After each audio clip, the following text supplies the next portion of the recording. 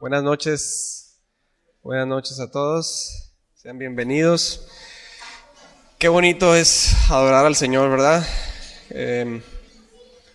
Es agradable. Recuerden que vamos a estar una eternidad adorándole, así es que tenemos que aprender ahora en vida a amar su presencia, a amar el hecho de adorarle, de bendecirle, ¿sí? Y a dejar de poner nuestros ojos en este mundo, en los afanes de esta vida, y empezar a poner nuestros ojos en la eternidad, ¿verdad? Niños, ya pasaron a los salones. Adelante, pasen a los salones. Y los demás vayan abriendo su Biblia, por favor, ahí en Hechos. Estamos en el libro de los Hechos.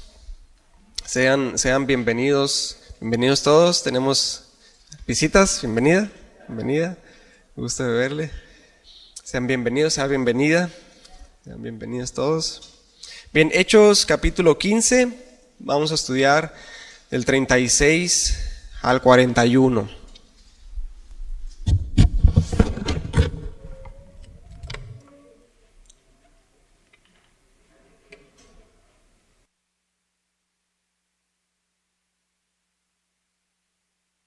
Vamos a orar antes de empezar, hermanitos, ¿sí?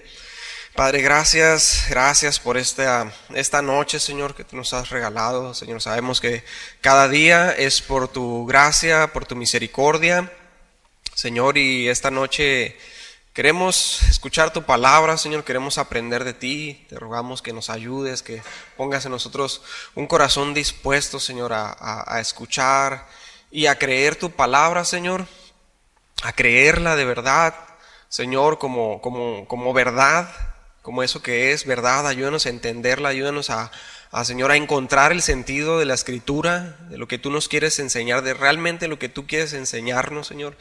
Que no sean cuestiones de interpretaciones o otras cosas que provengan de nosotros, Señor, sino que provenga de ti, que provenga de ti, Señor, de tu corazón, Señor, de tu boca. Padre, ayúdanos a entender tu palabra, ayúdanos a escudriñarla, Señor, a estudiarla, a discernirla, Señor, y Señor, que podamos realmente creerla y vivirla, Señor, y aplicarla. Gracias porque nos has dejado la Biblia, nos has dejado tu libro, tu palabra, Señor. Muchas gracias, Señor.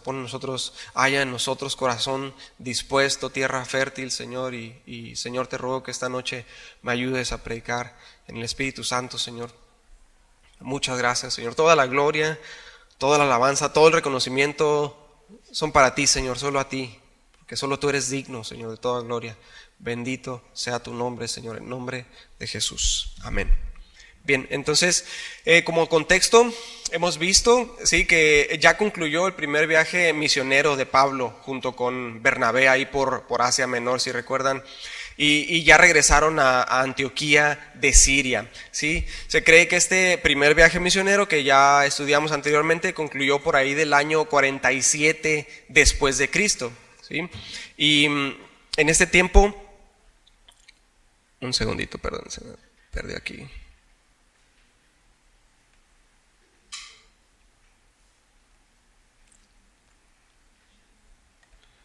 Listo, perdón. Y entonces en ese tiempo dice la palabra que algunos que venían de Jerusalén, que no fueron enviados por los apóstoles, ¿sí? Descendieron a Antioquía en Siria, y enseñaban a los hermanos que tenían que circuncidarse y guardar la ley de Moisés para ser salvos. ¿Sí? ¿Sí recuerdan? Les decían, sí, eres salvo por gracia, por fe en Jesucristo, más las obras, les decían, ¿sí? Y los gentiles tienen que convertirse primero en judíos si quieren ser salvos. Eso les decían estos hermanos. Pero vemos que pues eso no es lo que dice la palabra, ¿verdad? Para nada. Porque si recuerdan, aun cuando la ley fue entregada, hubo gracia. Sí, acuérdense que el pueblo de Israel estaba totalmente entregado al pecado cuando Moisés descendió por primera vez con las tablas de la ley del monte Sinaí. Entonces, siempre ha habido gracias, sí, desde el Antiguo Testamento. Y la ley, pues, es nuestro ayo, nuestro tutor para llevarnos a Cristo, dice Pablo ahí en los Gálatas. Pero estos hermanos judaizantes decían, no, sino que tienen que guardar la ley ceremonial para ser salvos, la fe y las obras, decían. Ajá, la ley ceremonial. Entonces, Pablo y Bernabé dice que discutieron con ellos de tal forma que tuvieron que llevar esta cuestión a Jerusalén, a la iglesia de Jerusalén, con los ancianos y apóstoles para ser tratada. Y entonces da lugar el concilio de Jerusalén. Al parecer, fue por ahí del año 48, 50 después de Cristo. Y aquí se acordó que no se debía de inquietar a los gentiles con un yugo que ni siquiera los judíos habían podido llevar, ¿sí? Y que por la gracia del Señor somos salvos, ¿sí? Y se les escribió una carta entonces a los hermanos en Antioquía, en Siria, en Cilicia, y se envió por conducto de Pablo, de Bernabé, de Judas y de Silas, ¿sí? Aquí aparecen ya en escena Judas y Silas. En esta carta decían que sabiendo ellos que se les había inquietado con estas cosas, les había parecido bien al Espíritu Santo y a ellos no imponerles ninguna carga más, sino el abstenerse de lo sacrificado a los ídolos, de sangre, de ahogado y de fornicación. Y entonces vimos que esta carta consoló a los hermanos, ¿sí? Fue un alivio de esta carga que se les había querido imponer a ellos, ¿sí? Y también dice que Pablo y compañía, aún en el camino de Jerusalén a Antioquía, consolaban a los hermanos con muchas palabras, ¿sí?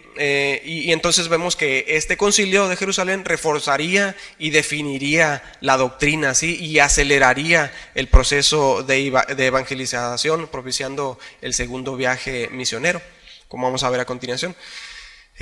Y se cree, aunque no hay un consenso, no hay seguridad de esto, que la carta a los Gálatas se escribió por este tiempo, ¿sí? Entre el 49 y el 55 después de Cristo, poco después del concilio de Jerusalén y antes de empezar este segundo viaje misionero que está por empezar, por este tiempo más o menos.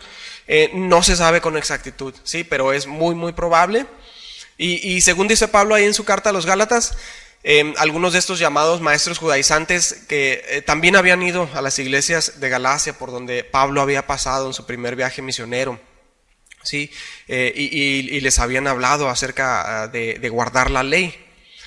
Si esto es así, bueno, y esta carta se escribió en este tiempo, también debió de haber influenciado en la necesidad de empezar este segundo viaje misionero lo más pronto posible. Entonces vemos que estos hermanos estaban ahí en Antioquía de Siria, la base misionera a los gentiles. Ajá. Y dice el versículo 36, y vamos ahí a la escritura, versículo 36, 15:36, dice: después de algunos días, Pablo dijo a Bernabé: volvamos a visitar a los hermanos en todas las ciudades en que hemos anunciado la palabra del Señor para ver cómo están. Sí, aquí hay algo muy interesante, hermanos. Miren, Pablo pudo haber dicho, se pudo haber emocionado y pudo haber dicho: vamos, Bernabé, vamos a predicar a otros lugares, ¿sí? El mundo entero nos espera, Bernabé. Pero en lugar de eso, Pablo le dijo a Bernabé: vamos otra vez a visitar a los hermanos, ¿sí? Vamos a ver cómo están. Y vemos aquí, hermanos, que el pastor no puede abandonar al rebaño, ¿sí? Y vuelve Pablo a demostrar el amor por los hermanos, por la obra y la importancia del discipulado y de la edificación del cuerpo de Cristo, no solamente de la evangelización, ¿sí? Sino también del discipulado de la iglesia.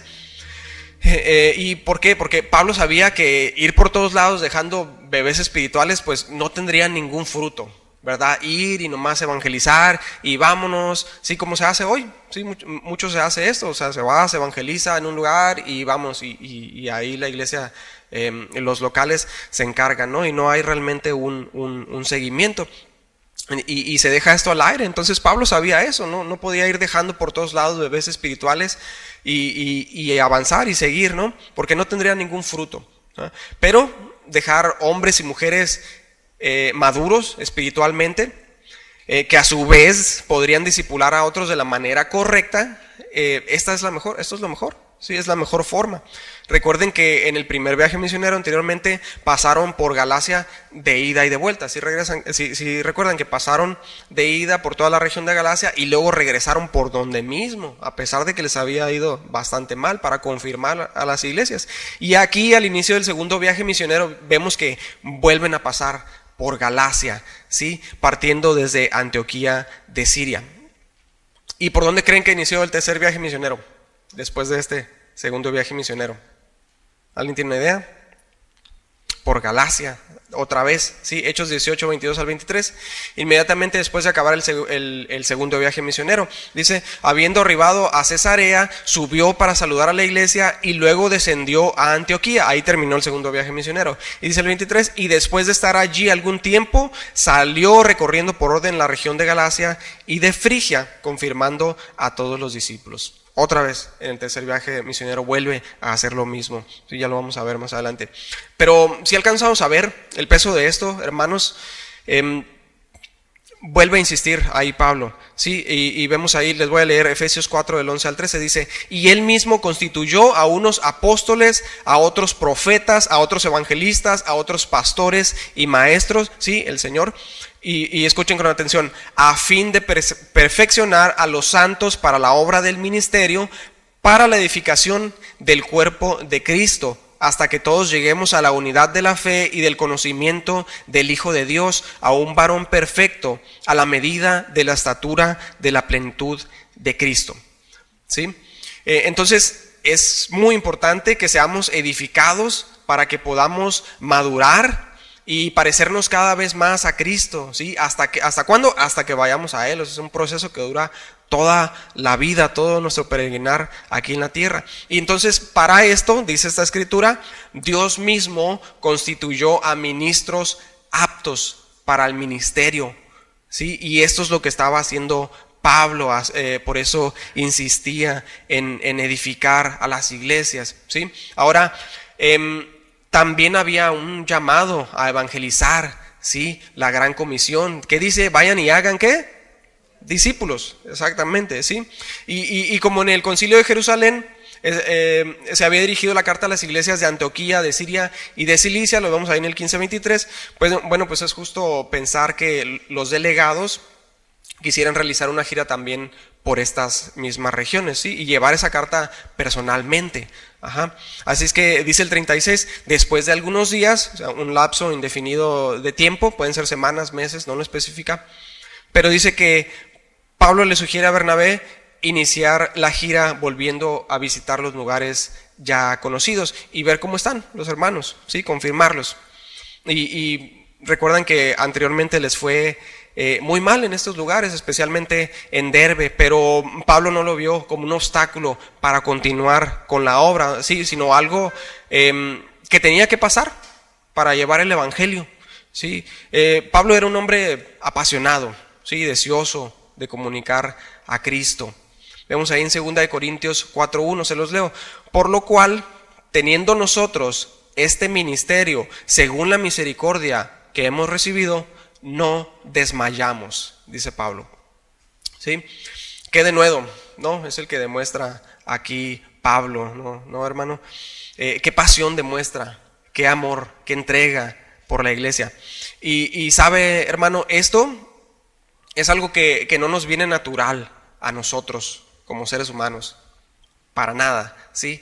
Y ni siquiera nosotros lo podemos propiciar, ¿sí? Un buen misionero, un buen ministro del Señor no se hace con entrenamiento, no se hace con métodos, aunque debemos prepararnos, ¿sí? No debemos ser negligentes, pero no se hace con fórmulas ni con el esfuerzo propio.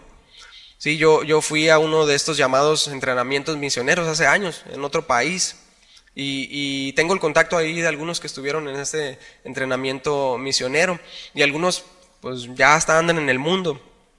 Sí, entonces no es por el hecho de recibir un correcto entrenamiento, no es con fórmulas, ¿sí?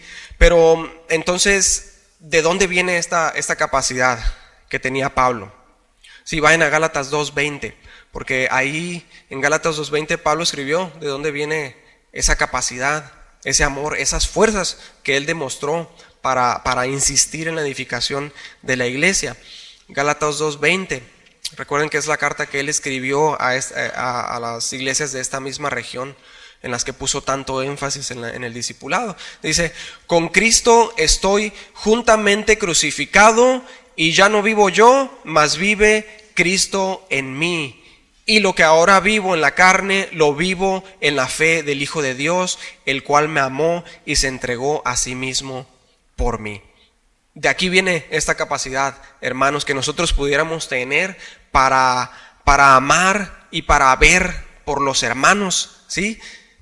Es Cristo en nosotros, ¿sí? De ahí proviene ese amor sacrificial, ¿sí? ¿Por qué? Porque ya no vivo yo, sino vive Cristo en mí.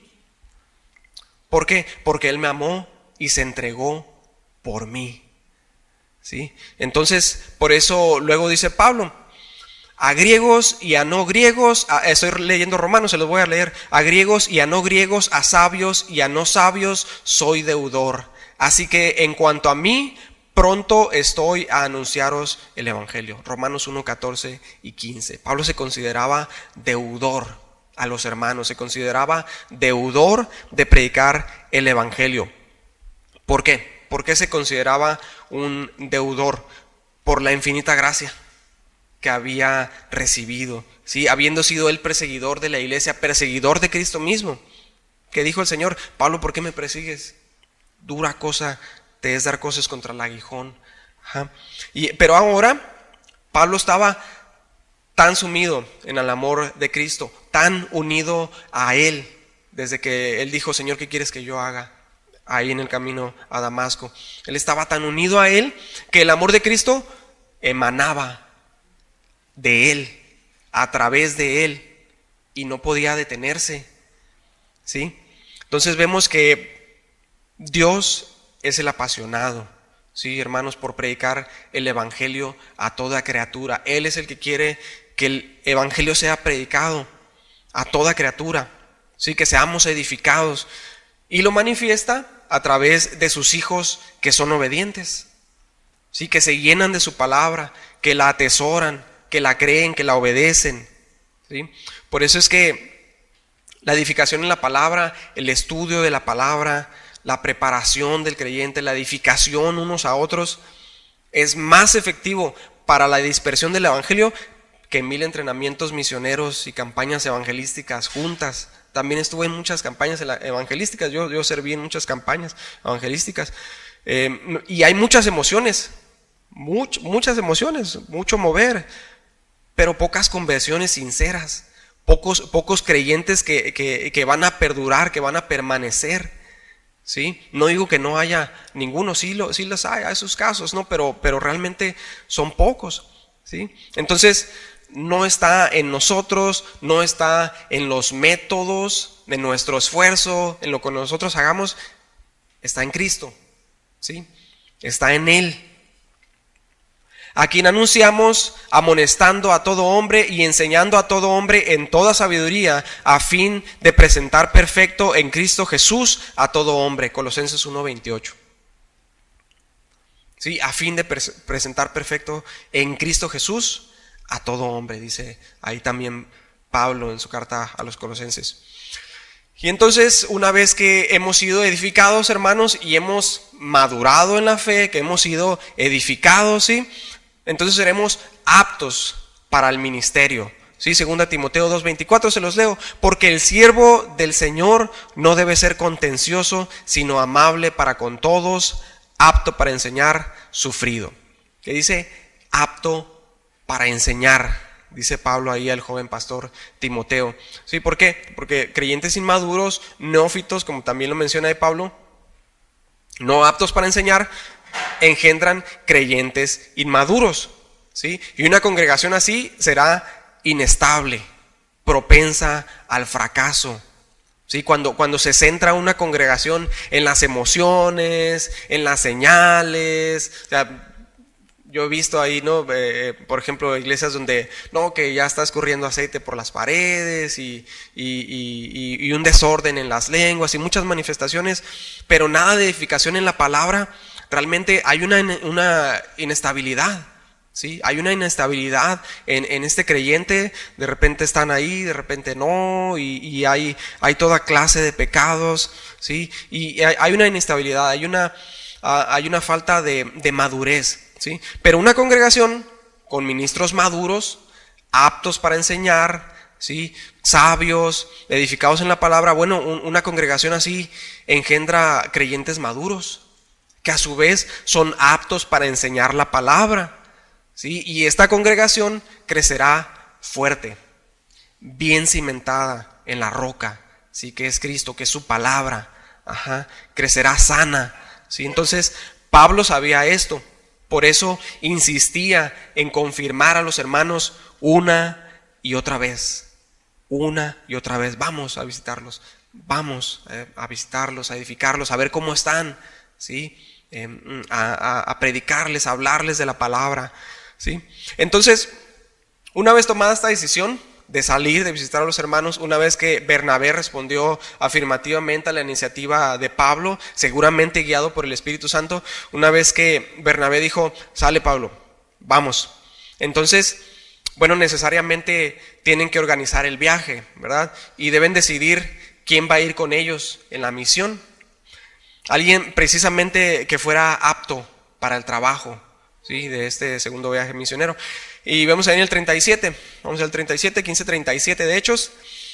Y Bernabé quería que llevasen consigo a Juan, el que tenía por sobrenombre Marcos. Pero a Pablo no le parecía bien llevar consigo al que se había apartado de ellos desde Panfilia y no había ido con ellos a la obra. ¿Sí? Bernabé entonces le respondió a Pablo, bueno Pablo, vamos, y hay que llevar a mi sobrino Juan Marcos, ya anda bien el brother, le dijo, ¿no? Ahí Bernabé. Y Pablo le dijo, no, compa, ¿sí? Allá nos dejó solos en Panfilia, le dijo Pablo a Bernabé. Juan Marcos los había abandonado en el primer viaje misionero, ¿sí se acuerdan? ¿Sí? Llegaron a Perge de Panfilia y dijo, ¿saben qué? Pues dijo mi mamá que siempre no, y se regresó a Jerusalén, ¿sí? Juan Marcos. Entonces Pablo pensó que lo iba a volver a hacer, y dijo Pablo, no, pues mejor hay que llevar a Silas, él sí es apto para el trabajo, ¿sí? Ahí estaba viendo algo Pablo. Y Bernabé dice que insistió en llevar a Juan Marcos, y Pablo insistió que no, que había que llevar a Silas. Y entonces pues se armó ahí, ¿no? Y dice el 39, y hubo tal desacuerdo entre ellos que se separaron el uno del otro. Bernabé, tomando a Marcos, navegó a Chipre, y Pablo, escogiendo a Silas, salió encomendado por los hermanos a la gracia del Señor. Sí, entonces vemos que hubo desacuerdo entre estos dos ministros, grandes ministros, ¿sí? Paroxusmos, el desacuerdo. Paroxusmos, en el original griego, incitar al bien, o disputa en ira, desacuerdo, estimular. Entonces hubo un pleito, sí, hubo ahí una disputa, dice. ¿Por qué? Porque tenían diferente visión de esta misión, sí, tenían en mente diferentes personas.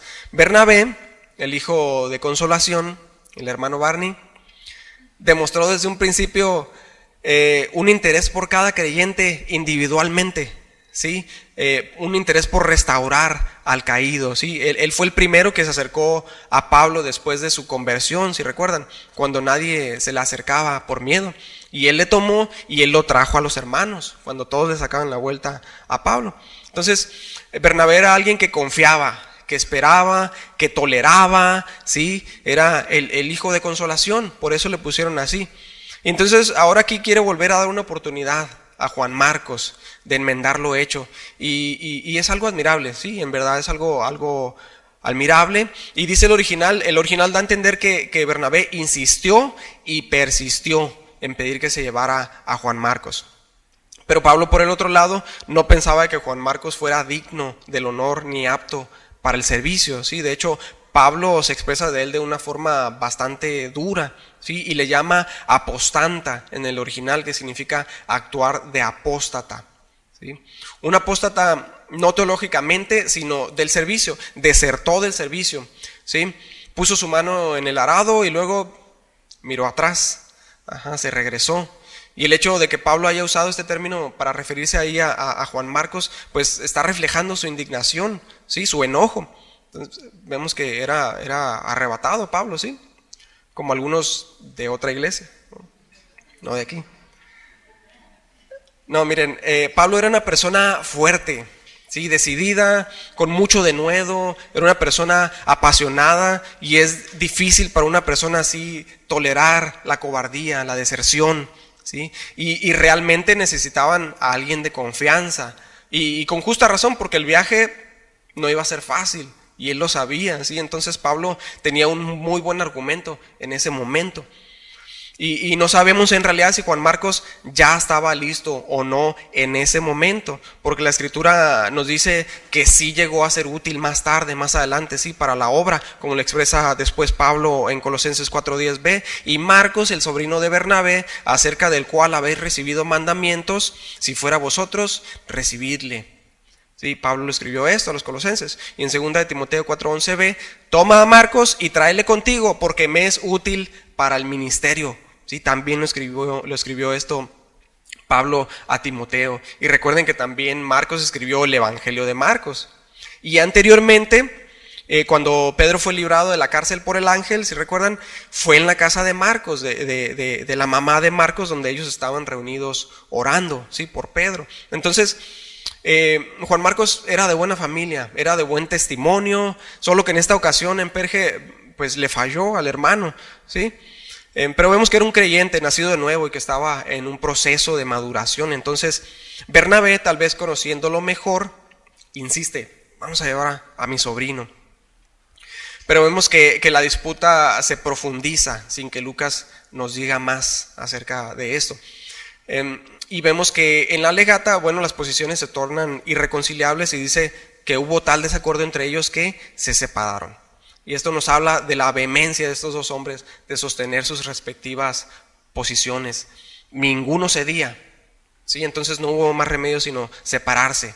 ¿Y qué vemos con esto también, hermanos? Que los mejores hombres no son sino hombres, ¿sí? Pablo, Bernabé, eran hombres, sí, igual que nosotros. Y quizás hubo faltas de ambos lados, como casi siempre sucede en este tipo de contiendas. ¿Por qué?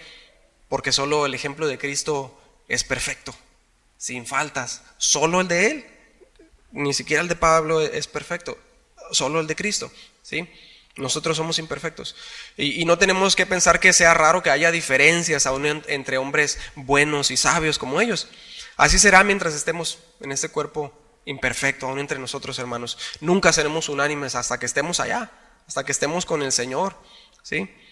Y bueno, surge la pregunta, ¿quién de ellos tenía la razón? ¿O los dos tenían razón? Bueno, es difícil de afirmar esto, hermanos, pero sí vemos que Pablo usa el mismo término en 1 Corintios 13:5 que usó Lucas para referirse a la contención que tuvieron él y Bernabé, donde dice, el amor no se paroxuno, no se irrita. Sí, el mismo término que usó aquí Lucas para referirse a esta alegata, dice, el mismo término, Pablo lo usó, el amor no se paroxuno, no se irrita. Entonces, ¿estaba acaso Pablo irritándose con Bernabé? ¿Estaba Pablo contradiciendo lo que después escribiría él mismo por el Espíritu Santo? Nosotros no podemos responder esa pregunta, hermanito, ¿sí? Pero hay algunos puntos a considerar, ¿sí? Lo primero es que Dios es fiel, ¿sí? Dios es fiel y a pesar de nosotros, Él sigue haciendo su voluntad, ¿sí? Sus propósitos se siguen cumpliendo. Y mejor de lo que nosotros podríamos pensar, porque ahora en lugar de un equipo misionero, hay 2 equipos misioneros, ¿sí? Y van a abarcar más área a pesar de, ¿sí? Hay un dicho que dice, aunque la mano del hombre escriba chueco, la mano de Dios siempre escribe derecho. O sea, fíjense. Y el relato de los hechos continúa, ¿sí? El evangelio sigue propagándose. Y el relato continúa en el personaje de Pablo de aquí en adelante. Y precisamente otro punto a considerar es que Pablo aquí tenía liderazgo, ¿sí? En ese momento, que es muy bueno que Bernabé tuviera un espíritu de consolación, de restauración, es excelente. Dios usó eso mismo. Y Pablo mismo aprendió de esto, ¿sí? Pero también somos llamados a obedecer a nuestros pastores, a respetar la autoridad y la sabiduría que Dios les ha dado para pastorear, ¿sí? Entonces, en ese momento Pablo no consideró prudente llevar a Juan Marcos. Y de hecho, en el texto ahí dice que Pablo fue quien salió encomendado por los hermanos a la gracia del Señor, ahí en el verso 40. Y ambos sostuvieron sus posiciones, se separaron, pero al final se pusieron de acuerdo y dividieron los campos de labor, ¿sí? Lo que nos recuerda a la separación de Abraham y su sobrino Lot, si recuerdan, peleaban los pastores de ellos y luego dijeron, no, pues es mejor que nos separemos, tomemos diferentes caminos en paz, ¿sí? Hay quienes dicen comentaristas que dicen que Pablo y Bernabé se separaron enojados, y hay quienes dicen que se separaron en paz, ¿sí? No nos lo dice puntualmente la escritura, pero como ya vimos, sí se volvieron a reconciliar más adelante, ¿sí? Y es precisamente muy consolador saber que la iglesia primitiva también tenía sus problemas, hermanos, que pudieron perdonarse y aprender de ellos.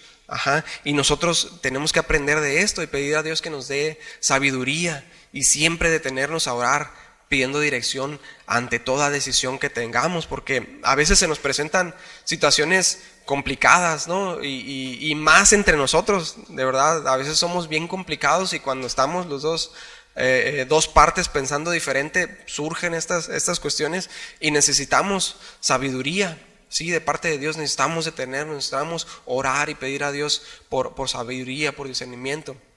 Sí, hay veces que Isabel, mi esposa y yo, tenemos que tomar alguna decisión importante y decimos, a ver, momento que soy lento, y vamos a pararnos y vamos a orar y vamos a pedir a Dios dirección, ¿sí? Y el Señor nos da dirección, ¿sí? Siempre Dios responde en su momento, y así podemos tomar la mejor decisión posible, ¿sí? Pero aquí la disyuntiva pues era bastante complicada con Pablo y Bernabé. Ahora nosotros como terceros pues podemos ver y juzgar las cosas, pero ellos en ese momento fue complicado, ¿sí? Y discutieron los hermanos. Entonces dice que Bernabé, tomando a Marcos, navegó a Chipre, que era su país natal, demostrando nuevamente ese interés por sus parientes y amigos cercanos de Bernabé, ese espíritu de consolación. Y versículo 40, Pablo escogió a Silas, quien vino con ellos desde Jerusalén a Antioquía. Y seguramente Pablo, como en el camino iban predicando, cuando iban de Jerusalén a Antioquía, bueno, Pablo quedó satisfecho con el ministerio que Silas había cumplido en ese tiempo. Y miren, Pablo escogió muy bien a su compañero. De hecho, Silas era de la iglesia de Jerusalén, era judío, era ciudadano romano, era profeta, o sea, hablaba la palabra del Señor, ¿sí? Y si iban a llevar una carta de la iglesia de Jerusalén, iban a andar predicando en sinagogas y en las calles del Imperio Romano, bajo leyes del Imperio Romano, a iglesias perturbadas por judaizantes. Entonces, bueno, era muy apropiado que Pablo llevara a alguien como Silas. O sea, vemos sabiduría en la decisión de Pablo de llevar a Silas, ¿sí? Entonces, aparte, bueno, vemos que Silas pues aguantó la carrilla, ¿no? Ahí junto con Pablo en ese aspecto. Entonces, por eso hicieron muy buen equipo ellos dos, ¿sí? Mis hijos ahí les decimos Pablo y Silas, Pablo a Elías y Silas a Esdras, porque tienen les gustan mucho estos personajes, ¿no? Y hacen muy buen equipo. De repente se pelean y son medio aguerridos, pero me recuerda mucho a ellos, ¿no? Entonces, bueno, pero el hecho también de que ellos fueran ciudadanos romanos, Pablo y Silas, los libró de cuestiones judiciales, como lo veremos en el siguiente capítulo, cuando fueron encarcelados en Filipos. Entonces era bastante apto, ¿sí?, para el ministerio. Y Pablo, bueno, previendo todo esto, no quiso llevar a Juan Marcos, sino que quiso llevar a Silas. Entonces dice el 40 que de Pablo con Silas salió encomendado por los hermanos a la gracia del Señor. Encomendar, otra vez la palabra paradidomi, que significa entregar o poner en las manos de Dios, como lo vimos en el 14:26 anteriormente, si recuerdan. Y dice el 41 que pasó, ¿tienes el mapa, Juanito, por ahí? Dice el 41 que pasó por Siria y Cilicia. A ver si tenemos, ahí está el mapa. Acá está Antioquía de Siria, la base misionera, y salieron por toda Siria y luego Cilicia. Este fue el inicio del segundo viaje misionero. Ya vamos a ver más adelante, porque más adelante van toda Galacia, Macedonia, incluso en este viaje fue cuando fue a Atenas Pablo, sí, pero aquí nos relata que pasaron por Siria y Cilicia. En el primer viaje, si recuerdan, primero fueron a la isla de Chipre. Acá, esta línea naranja es el equipo de Bernabé y Juan Marcos, que ellos fueron a Chipre. En el primer viaje misionero fueron ahí, entonces ellos se encargaron de ir a la isla de Chipre, pero Pablo y Silas, bueno, ya no tenía caso porque ellos, Bernabé y Juan Marcos, ya estaban ahí en Chipre. Y dice que pasaron entonces por estos lugares confirmando a las iglesias. Sí, otra vez confirmando, episterizo, respaldo adicional, restablecer, confirmar. Sí, estaban fortaleciendo a los hermanos, edificándolos en la palabra. ¿Para qué? Para que ellos mismos confirmaran a su vez a otros hermanos, ¿sí? Y que la iglesia continuara creciendo, aún en la ausencia de Pablo, ¿sí? Porque después Pablo pues acabaría su carrera, ¿no? Como él mismo dijo, pero la iglesia continuó creciendo, continuó el proceso, ¿sí? Entonces, ¿cuál era el plan para este viaje? ¿Qué necesitaban estos hermanos? Pablo y Silas, bueno, necesitaban simpatía con los hermanos por las pruebas que ellos estaban sufriendo, y realmente simpatizaban con ellos porque habían sufrido bastante, ¿sí? Necesitaban inspección, necesitaban ver cómo estaban los hermanos, querían ir, saludarlos, querían estar con ellos, ¿sí? Pasar tiempo con ellos, edificarlos en la palabra, ¿sí? darles alguna palabra, alguna profecía, repartir dones, como le dice Pablo mismo, ¿sí? Y necesitaban instrucción por las muchas incógnitas y las nuevas normas de ética por los puntos acordados en el concilio de Jerusalén. Necesitaban ser instruidos en esto porque recuerden, son nuevas normas, y no solamente era la carta, sino era explicarles todos estos puntos, como nos explicaba también nuestro hermano César anteriormente acerca de ello. Entonces, una vez organizados y listos con todo lo que necesitaban, ¿sí? A lo mejor Pablo llevaba ahí su tiendita, marca Pablo, él hacía tiendas, ¿no? Llevaba su sleeping bag y todo, y sus cartas, ¿sí? La carta del concilio, la carta a los Gálatas, y vemos que Pablo y Silas emprendieron su segundo viaje misionero, entonces, cuesta arriba, por las montañas de la hoy Turquía, ¿sí? Y entonces ahí harían grandes cosas por el Espíritu Santo, hermanitos. Entonces, viendo todo esto, Víctor, ¿me pese? Viendo todo esto, hermanos, este contexto, ¿qué podemos nosotros aprender de toda esta situación? Bueno, primero vemos que discutieron fuertemente. ¿Por qué? Porque somos hombres imperfectos, ¿sí? Tenemos diferencias, aún los ministros, pero se pusieron de acuerdo y siguieron trabajando en la obra, se perdonaron, se reconciliaron. Y si hay algo que distingue a esta generación, hermanos, especialmente a esta última generación, es la facilidad con que se ofenden muchos, ¿sí? Creo que sabe de lo que estoy hablando, ¿sí? Incluso, bueno, allá en el mundo, incluso quieren modificar el vocabulario para no ofender, y vemos que le llaman, ¿cómo llaman ahora? La generación de cristal, ¿sí? Y aún dentro de la iglesia vemos que se ha introducido esto, ¿sí? Somos fáciles de ofender y lentos para tolerar y lentos para perdonar, ¿sí? Cuando debe ser todo lo contrario. ¿Por qué? Porque el amor no se irrita, todo lo soporta, todo lo cree, todo lo perdona, ¿sí? Pero no lo hacemos. ¿Por qué? Una palabra: orgullo. Por orgullo. Un orgullo tal que no podemos ceder, no podemos humillarnos, no podemos vernos como inferiores a los demás. Queremos sentirnos superiores a los demás, ¿sí? Queremos que los demás reciban su merecido por sus hechos, pero nunca vemos nuestras propias faltas, nuestras propias ofensas, ¿sí? No soportamos no tener la razón siempre y tratamos de imponernos sobre los demás, ¿sí? ¿O a poco no? A veces que queremos siempre, no, yo tengo que tener la razón, y alegamos y buscamos argumentos, aun cuando sabemos que no tenemos la razón, pero por orgullo no queremos ceder, ¿sí? No queremos ceder, queremos imponernos siempre sobre los demás, imponer nuestras ideas, parecer más sabios, ¿sí? Queremos imponernos aún sobre la autoridad, si es posible. Eso lo vemos en todos los ámbitos. Rebeldía contra la autoridad. No, yo estoy bien, tú estás mal. Todos están mal menos yo, ¿sí? Rebeldía, orgullo, como el pueblo de Israel en el desierto, como Satanás cuando cayó del cielo, ¿sí?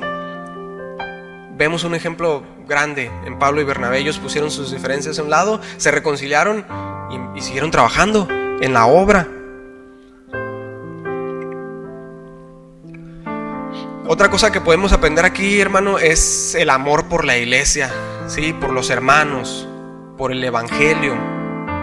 ¿Qué hicieron estos pocos hombres con estos viajes, con todo esto que hicieron? Les voy a decir qué hicieron. Pusieron al mundo de cabeza, ¿sí?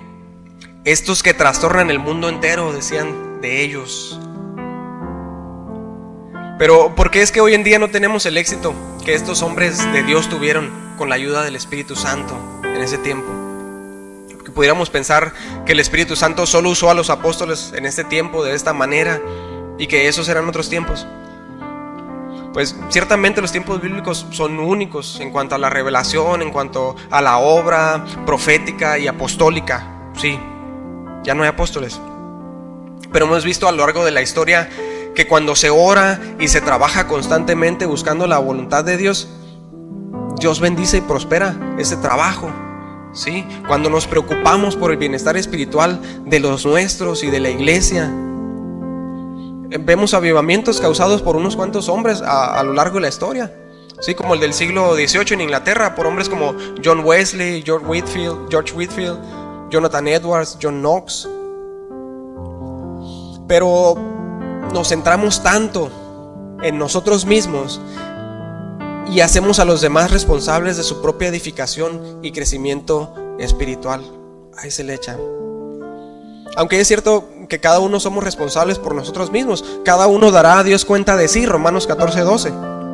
Pero la palabra nos manda que veamos por el bienestar espiritual de los hermanos, ¿sí? Ninguno busque su propio bien, sino el del otro. 1 Corintios 10:24.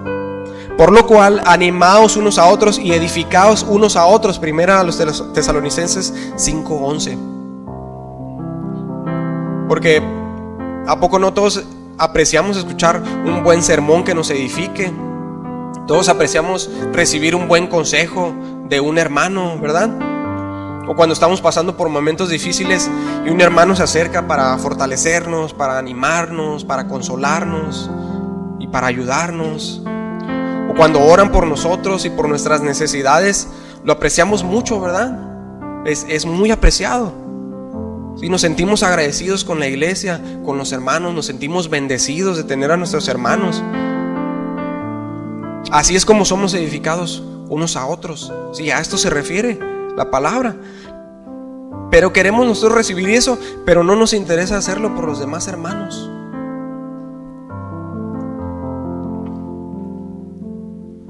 A veces y pensamos que nosotros nos centramos tanto nosotros mismos en nuestro sufrimiento, sin menospreciar el sufrimiento de cada quien, pero pensamos que nosotros somos los que más sufrimos y que solo nosotros merecemos el apoyo de los demás, ¿sí?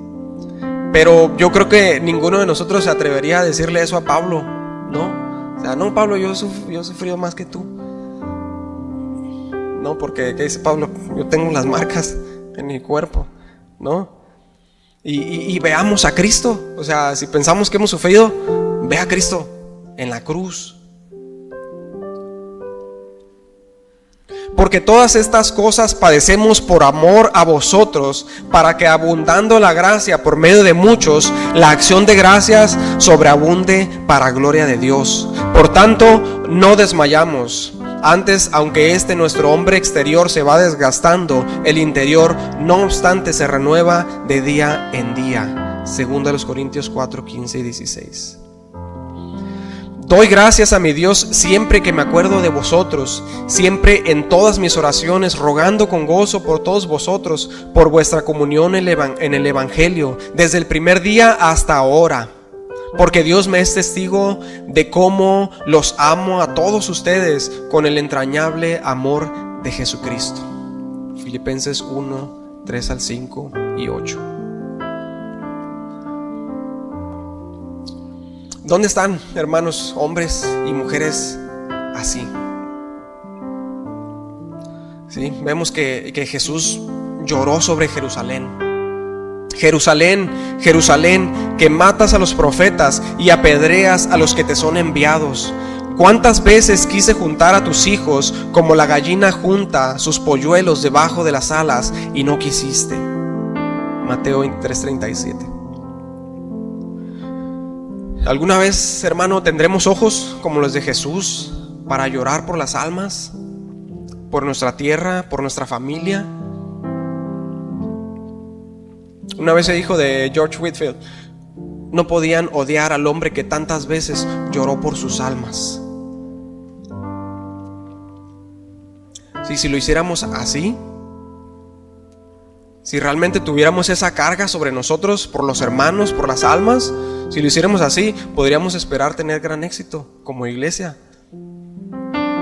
¿Sí? En la propagación del evangelio y en la edificación unos a otros, en la edificación de la iglesia. Pero no podemos esperarlo si no lo hacemos. Si permanecemos estáticos, indiferentes ante la necesidad, porque hay mucha necesidad, hay gran necesidad, pero no lo vemos. Pero el mundo allá afuera está, pues para qué les cuento, ustedes saben, ustedes lo pueden ver. ¿Sí? Y nosotros somos perezosos para orar, perezosos para leer la Biblia, perezosos para enseñar a los nuestros, fáciles de ofender y tardos para perdonar, negligentes en nuestro deber como creyentes. No, es que no tengo tiempo. Yo creo que nadie podría decir eso de rodillas ante el Señor, ¿verdad? No tengo tiempo, Señor. Pero si realmente creyéramos en el evangelio, viviríamos más para Él, para los demás, predicaríamos más. Sí, si realmente nos negáramos a nosotros mismos y tomáramos nuestra cruz y siguiéramos a Cristo. Pregúntese, hermano, ¿somos limpios de la sangre de nuestra familia? ¿De nuestros amigos, de nuestros conocidos? ¿No se nos demandará su sangre en aquel día? ¿O podremos decirle al Dios santo y poderoso: ¿soy yo acaso guarda de mi hermano? Como le dijo Caín cuando mató a su hermano. ¿O no clamará la sangre de nuestro hermano desde la tierra? Si el atalaya no les advierte, ellos morirán por su pecado, pero yo demandaré su sangre de manos del atalaya. Ezequiel 33. Realmente, si nos ponemos a analizar, hermanos, hemos hecho poco. Hemos hecho muy poco. O alguno de nosotros podría decir lo contrario. Yo creo que no, ¿verdad? Hemos hecho muy poco. Tal vez muchos dirán al final: no hice nada. Si podemos pasar al lado de personas en el día a día, si podemos pasar mucho tiempo al lado de personas en el día a día y nunca hablarles de Cristo, hay que analizarnos a nosotros mismos, porque tal vez no hemos creído en verdad, sí, que Cristo salva, porque el gozo de la salvación nos anima a trabajar en su obra. Sí, tal vez necesitamos analizarnos a nosotros mismos y necesitamos volver a arrepentirnos y poner toda nuestra confianza en Cristo y descansar en su salvación, porque fácil es su yugo y ligera su carga.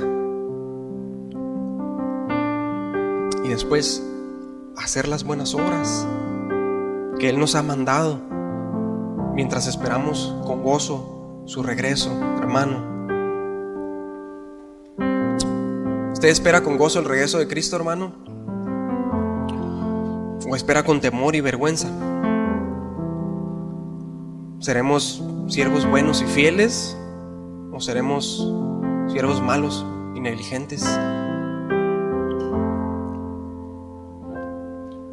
Hay mucho que pensar, hermanos. Hay mucho que pensar. Hay mucho que analizar. ¿sí? Llevémonos de tarea ver el ejemplo de estos hombres, ver el ejemplo de Cristo. Por eso Pablo dijo: imítenme a mí como yo imito a Cristo. Y analizarnos a nosotros mismos, ¿sí? Si hemos creído en verdad, porque si hemos creído, haremos lo que el Señor nos manda con gozo. Vamos a orar, hermanitos. Padre, gracias Señor, te damos por tu palabra, Señor, porque tú nos confrontas, Señor, tú nos animas, nos das esperanza, Señor, porque tú eres fiel y verdadero, porque eres paciente, porque nos haces ver, Señor, nuestras faltas, nos das ejemplo a seguir, nos pusiste ejemplo a seguir. Cristo, Jesús, el varón perfecto, y también todos estos hombres. Gracias, Padre, por tu palabra. Gracias. Te rogamos que nos ayudes, Señor, a realmente creer tus palabras, Señor. Realmente creer lo que nosotros predicamos, realmente creer lo que nosotros hemos afirmado que creemos, Señor, para que lo pongamos por obra, Señor. No para buscar la salvación, porque es por gracia, por tu misericordia, sino porque Cristo sea en nosotros y no nosotros. Que ya no vivamos nosotros, sino que Cristo viva en nosotros, y que vivamos por fe en tu Hijo. Señor, ayúdanos, Padre, a tener siempre nuestros ojos puestos en ti, porque tú nos amaste y te diste a ti por nosotros, te diste a ti mismo por nosotros. Ayúdanos, Señor, a descansar en tu gracia, a descansar en ti, por cuanto tú lo dijiste: venid a mí todos los que están trabajados y cargados, y yo les haré descanso, porque fácil es mi yugo y ligera mi carga. Ayúdanos a descansar en ti, en tu salvación, en tu obra. Ayúdanos a creer de todo corazón y entonces a hacer esas buenas obras que tú destinaste para que nosotros anduviésemos en ellas. Que veamos por los hermanos, que seamos edificados unos a otros, Señor. Que haya en nosotros interés. Ayúdanos, Padre, realmente necesitamos de ti, porque esto no viene de nosotros, viene de ti.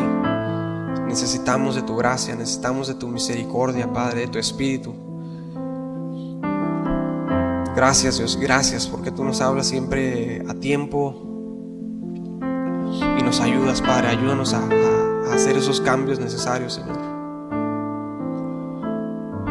Gracias, bendito Dios. Muchas gracias, Señor. Te damos a ti toda la gloria, toda la honra, toda la alabanza, todo el honor, por siempre y siempre. En nombre de Jesús. Amén.